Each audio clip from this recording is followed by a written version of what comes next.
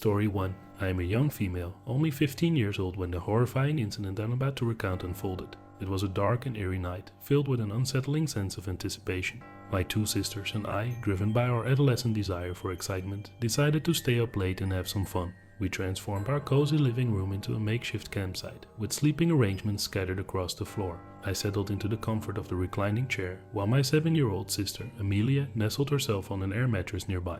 Our older sister, Claire, who was 20 at the time, claimed the couch as her slumber spot. The room was illuminated by a soft glow, courtesy of the moon's ethereal light sneaking in through the curtains. As the night progressed, we indulged in lighthearted chatter about drama, school crushes, and various teenage topics. Time slipped away unnoticed, and one by one, we succumbed to the embrace of sleep. Little did we know that the tranquility of the night was about to be shattered. Some time later, I stirred from my slumber, awakened by an unidentified disturbance. Puzzled, I strained my senses to discern the source of the disturbance. It was then that I heard it, an insistent tapping sound emanating from the window nearby. My gaze shifted towards the curtains, which were partially drawn, revealing a narrow gap. From my vantage point in the reclining chair, I could peer through the opening. My heart raced in my chest as I laid eyes on an ominous figure standing just beyond the glass barrier. The stranger, their features shrouded by the dimness, crouched down, and through the fleeting glimpse I caught, it seemed as though their gaze was fixated directly on me. A shroud of darkness hindered me from determining if they could truly see me, but an overwhelming sense of fear engulfed me nonetheless. Frozen in terror, I watched as the tapping ceased, and the figure stood motionless, their eyes seemingly piercing through the gap in the curtains. The details of their appearance eluded me, obscured by the veil of shadows and curtains. To shield myself from the impending danger, I instinctively turned away, huddling beneath a blanket, convincing myself that it was merely a curious neighbor or a peeping Tom who would eventually retreat into the night. Lying there, facing the wall, I hoped and prayed for this unsettling presence to fade away. Suddenly, a loud, jarring bang reverberated through the room. Startled, I turned back towards the window, and to my dismay, the shadowy figure continued to linger, now assaulting the window's surface with furious fists. Their actions betrayed any pretense of subtlety. They were determined to make their presence known. Overwhelmed by fear, I hesitated, momentarily paralyzed by the chilling events unfolding before my eyes. However, the cries of my little sister, Amelia, jolted me out of my trance. The dormant protective instincts within me surged to the forefront, propelling me into action. Discarding the blanket, I sprang up from the chair with lightning speed. Aware that the intruder's assault could shatter the glass and endanger Amelia's safety, I swiftly scooped her up into my arms and rushed towards the couch where Claire lay in a deep slumber. Yet, our predicament worsened, as the couch was positioned against the very wall housing the besieged window. Amelia's cries intensified, her small frame trembling in my embrace. I must mention that Claire suffered from a sleeping disorder inherited from our father. Both of them relied on sleeping pills, making rousing them a formidable challenge. Nevertheless, I had to try. I heard Claire mumble something in her sleep, her words a feeble plea for the intruder to leave. Determined, I resorted to more forceful measures, tugging at her hair until she stirred, partially roused from her slumber. The sound of cracking glass filled the air, intensifying the urgency of the situation. I turned my gaze towards the window once more, witnessing the horrifying spectacle as the stranger propelled themselves through the shattered glass, crashing onto the living room floor. Amelia and I recoiled, fear gripping us tightly, as the intruder slowly rose to their feet. In the dim light, I couldn't discern their face, but the glimmer of broken glass embedded in their cheek and neck offered a grisly sight. Guilt washed over me for leaving Claire behind, but my primary concern was the safety of my little sister. We retreated hastily to the basement, our hearts pounding in our chests. The basement was far from an ideal hiding spot, but panic consumed my every thought, leaving me with limited options. Desperately seeking refuge, we scurried to the back of the basement, finding shelter behind the half wall that partitioned the room. Time seemed to stretch agonizingly as we strained our ears, listening for any signs of the intruder's presence upstairs. Silence settled ominously, broken only by the faint sound of shuffling footsteps. Minutes ticked by, each one dragging on, amplifying our apprehension. Then, in the distance, we heard the distant wail of sirens, a glimmer of hope in the darkness. Approximately 5 minutes later, the basement door swung open, revealing 2 police officers. Relief washed over us, mixed with trepidation about what had transpired upstairs. Claire, injured from the shards of glass, but otherwise physically unharmed, emerged from the chaos. The intruder, however, had managed to elude capture, slipping away before the authorities arrived. A somber realization settled upon us. We had become victims of an unknown assailant, someone who remained at large, their identity a haunting mystery. We couldn't help but suspect that the intruder had ties to our neighborhood, perhaps lurking within the proximity of our homes. After all, someone who had so brazenly thrown themselves through a window would be difficult to miss during a routine patrol. News of our harrowing encounter spread, reaching the ears of an observant individual from up the street. They reported witnessing a suspicious figure walking with purpose down the road, prompting them to alert the authorities. It was their timely action that ultimately led the police to our shattered window. Our haven turned into a battleground. In the aftermath, life settled into a fragile semblance of normalcy. We fortified our home's security, installing stronger locks and an alarm system. The unsettling truth, however, loomed over us like a shadow. Our assailant had eluded justice, remaining at large, an ever-present threat to our peace of mind. Years have passed since that fateful night, yet the wounds inflicted by the encounter still ache within us. The scars, both visible and invisible, serve as a constant reminder of the darkness that can lurk in the most unexpected corners of our lives. We remain vigilant, forever watchful, and with hope in our hearts, yearn for the day when justice will be served and our fears can finally be put to rest. Until then, we carry the weight of our untold horror, forever bound by the memory of the intruder who vanished into the night, leaving us to wonder if they will ever be caught. Story 2. This unsettling incident unfolded in the quiet embrace of my small hometown in Texas during the early 1980s. Our community, nestled not too far from Austin, enjoyed a relatively low crime rate, and the innocence of those times allowed children like me to wait in cars while our parents ran errands. It was a different era, a simpler time. My parents owned a vintage cream-colored two-door Buick LeSabre from the 1970s, complete with a distinctive brown vinyl top. This old-school beauty boasted electric locks and windows, a feature that would play a significant role in the events that followed. On that fateful day, my mother and I embarked on a trip to the local grocery store. My older brother opted to remain at home, engrossed in the world of video games. Looking back, I regret not staying behind with him, as fate had a sinister plan in store. Upon our arrival at the store, I made the decision to wait in the car while my mother attended to her errands. She kindly lowered the windows, leaving them slightly more than halfway open. Now, if you've never encountered a two-door model car from the 70s, allow me to enlighten you, those vehicles had enormous windows. Despite the fact that it wasn't summer yet, the outside temperature was comfortable and I settled into the front passenger seat. Time slipped away, as it often does when you're a child lost in your own thoughts. However, it didn't take long before a small red truck towing a camper pulled up on my right side. What struck me as peculiar was that instead of exiting the vehicle and heading into the store, the driver remained seated behind the wheel. His gaze alternated between me and the bustling parking lot, back and forth, creating an uncomfortable atmosphere. An unsettling feeling settled in the pit of my stomach. Something about this stranger's intense focus on me felt deeply wrong. Unable to roll up the windows due to the absence of the keys, I found solace in the fact that there were other people milling about, going about their day. However, the driver of the red truck seemed unfazed by their presence. He seemed determined, unwavering in his intent. My survival instincts kicked into high gear. I crawled into the back seat, increasing the physical distance between myself and the potential threat. If this stranger intended to break into the car and snatch me away, I wanted to make it as difficult as possible. I hoped that someone would notice his actions and intervene, providing me with a chance to escape. Not bad for a 5-year-old, I thought, proud of my quick thinking. My heart pounded furiously in my chest as I grappled with the unsettling reality that lay before me. It was clear that one of two outcomes awaited me.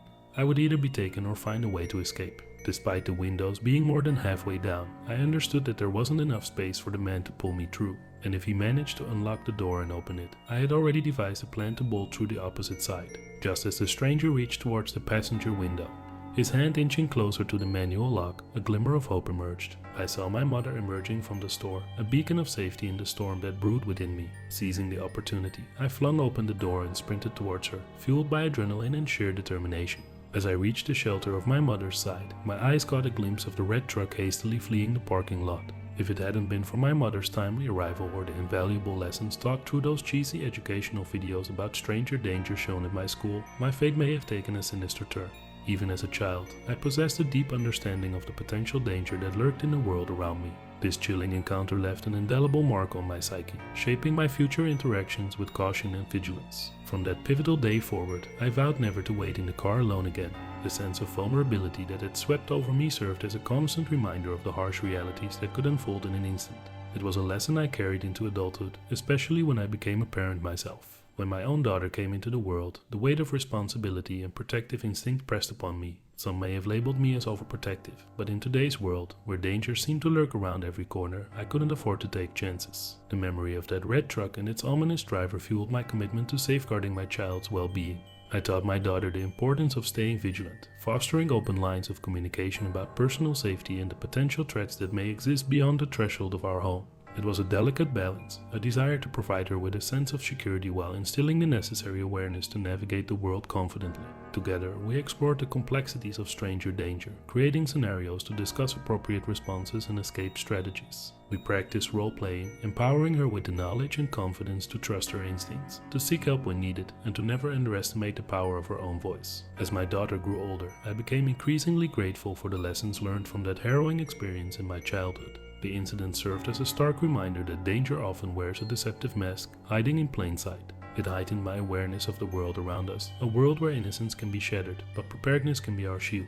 Though the times have changed and the world has grown more complex, my commitment to safeguarding my loved ones remains steadfast. The echoes of that encounter continue to reverberate through my life, serving as a constant reminder that we must remain vigilant, adaptive, and resilient. In an era where news headlines often share tales of tragedy and uncertainty, it is our responsibility to arm ourselves with knowledge, to cultivate a culture of safety, and to cherish the bonds that unite us against the forces that seek to harm. The innocence of the past may be gone, but through awareness and collective action, we can strive to create a world where fear takes a backseat to compassion, and where the shadows of the past serve as reminders of our strength and resilience. So, as I reflect upon that pivotal moment in my childhood, I am grateful for the invaluable lessons it imparted. It shaped me into a guardian, a protector, and a beacon of safety for my loved ones. The specter of that red truck may forever haunt my memories, but it also serves as a constant reminder of the unwavering determination to preserve the well-being of those entrusted to my care. For in this world, where danger lurks amidst the mundane and the ordinary, we must remain ever watchful, ever vigilant, and united in our shared pursuit of safety, peace, and the preservation of the precious lives we hold dear. Story 3. Allow me to delve into the depths of this chilling horror story, expanding the narrative and weaving a tale that will send shivers down your spine. Prepare yourself for an extended journey into the eerie events that unfolded on that ominous night in the heart of Vermont's secluded woods. I grew up in a quaint small town nestled amidst the tranquil beauty of Vermont. Our large house stood proudly in the midst of dense woods, perched upon a massive hillside. With my birthday falling in the frosty month of December, a tradition took root, a sleepover party with my closest friends. We reveled in outdoor games and indulged in movie marathons throughout the night. On the year of my 14th birthday, I invited 4 friends over: Jay, Hunter, Eli, and Samuel. Those captured would join the ranks of the Mafia. The game thrived in darkness, and the early nightfall of December provided the perfect atmosphere. Our group was deeply engrossed in the game. There weren't many other diversions in our small town.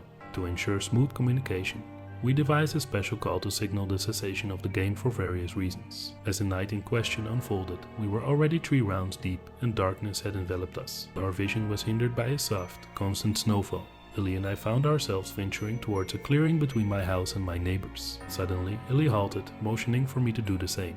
"Do you see that?" he whispered, his voice trembling. Puzzled, I followed his gaze and spotted a pair of small oak trees at the center of the clearing. Between them, an ominous dark outline materialized. At first, I presumed it to be one of our neighbors taking a nocturnal stroll. However, the longer I stared, the more I realized that this figure lacked any discernible features. It had no eyes, no mouth, not even a single strand of hair. It appeared as if someone were wearing a full-body suit. Or perhaps it was something far more sinister. The dark shape loomed against the night sky, defying explanation. It resembled a void, an abyss devoid of light. To our horror, it began to move towards us, its motions unnaturally jerky, reminiscent of stop-motion animation. "Run!" Ellie's voice pierced through the frigid air, and without hesitation, we bolted back down the trail. As our footsteps pounded against the forest floor, a low creaking sound echoed from the direction of the clearing. Glancing back, I witnessed the figure chasing us, its form contorting and expanding. Its thin, elongated arms stretched out, its mass growing significantly larger than before. Gasping for breath, we reached my house, urgently calling for everyone to come out and indicating that the game had come to an abrupt end. Jay, Hunter, and Sam emerged from the clearing outside my garage. Jay's voice rang out, filled with concern. "What's going on?" "No time to explain. Let's get inside first," I replied, my voice strained. We hurriedly sought refuge inside the garage, slamming the door shut. After catching our breath, I mustered the courage to recount the harrowing encounter. There was something out there, chasing us. It was like a shadow person or something, I explained, my voice quivering. "You're not making any sense. How could you see it if it was dark?" Jay questioned, his brows furrowing in confusion. "I don't know, man. It was like it existed in a realm darker than everything else around it. It was as if it possessed a gravitational pull, like a black hole or some malevolent force." Before I could continue, a haunting moan pierced the air, emanating from the depths of the forest. The sound chilled our bones, sending shivers crawling up our spines. We exchanged fearful glances, unsure of what lurked beyond the safety of the garage. A short while later, my father opened the garage door, his face etched with confusion. "What's going on in here?" he inquired, his voice laced with mild irritation, attempting to convey the terror we had just experienced. We frantically tried to explain, but it was futile. My father dismissed our accounts, assuming it was all part of an elaborate game or prank. I didn't hear anything, he said dismissively, oblivious to the true danger that lurked outside. Frustrated but realizing the futility of trying to convince my father, we reluctantly let the matter rest. Determined to shake off the lingering fear, we decided to distract ourselves by ordering pizza and settling in to watch the joy of painting with Bob Ross. However, unease clung to the atmosphere like an unseen mist. During our pizza-fueled respite, Hunter spoke up, breaking the uneasy silence. "You know, I saw Jay running towards the house even beforely and you called off the game," he admitted, his voice trembling slightly. Jay nodded, a grave expression etched across his face. "That's true. I saw something strange in the forest too. I could sense it wasn't any of us. The realization struck me like a bolt of lightning. You saw it too. Why didn't you warn us?" I demanded, a mix of fear and frustration welling up inside me. Jay's gaze dropped, his voice barely above a whisper. "I wasn't completely certain. By the time I made it back to the house, Hunter was already there. Then you and Ellie came running out of the woods. I didn't want to cause unnecessary panic." Hunter interjected, his voice filled with regret. "Besides, I didn't think any of you would think to look around the garage." We collectively decided to put an end to the unsettling conversation for the night, feeling the weight of the unknown pressing upon us. Exhaustion mingled with apprehension, gradually lulling us into an uneasy sleep. In the midst of that fitful slumber, I found myself caught between dream and nightmare. A distant moaning sound reached my ears, pulling me back to consciousness. Disoriented, I blinked, the remnants of the dream clinging to my mind like a fading mist. It was a faint memory, a vague recollection of being woken by the haunting cries echoing from the depths of the forest. Years have passed since that fateful night, and I now find myself attending college, rarely returning home. Yet, the memory of that dark mass, that shadowy figure haunting the edge of the forest, remains vivid in my mind. Whenever I close my eyes, I can still see it, ominous and menacing, a constant reminder of the lurking darkness that exists just beyond our realm of understanding. As the years go by, I pray that I never encounter that malevolent presence again. The thought of it still sends a chill down my spine, and I shudder at the mere possibility. Nevertheless, the memory serves as a chilling reminder that there are forces in this world that defy explanation, lurking just beyond the veil of our comprehension.